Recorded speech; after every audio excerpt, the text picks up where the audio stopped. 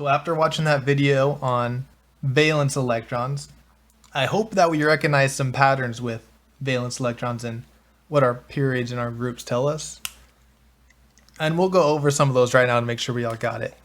So anything in group 1 will have one valence electron. Anything in group 2 will have two valence electrons. And then these middle elements right here, they're called our transition metals.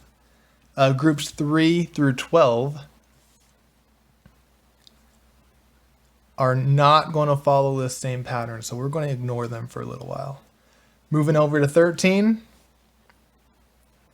3 valence electrons. And what makes it really easy for these last ones is we just look at the second digit of the group. So 13, 3, 14 would be 4 valence electrons, 15, 5 valence electrons, 16 would be 6,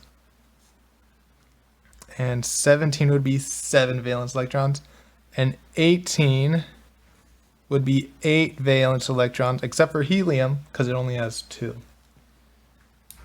So now that we know all this about our periodic table right now, just by picking any element, like if I picked carbon right here, I could tell you that carbon has 4 valence electrons, and it holds those valence electrons in the second energy level.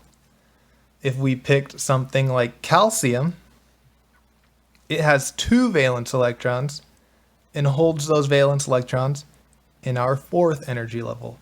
And if we did something like chlorine over here, chlorine has 7 valence electrons and it holds those valence electrons in our 3rd energy level.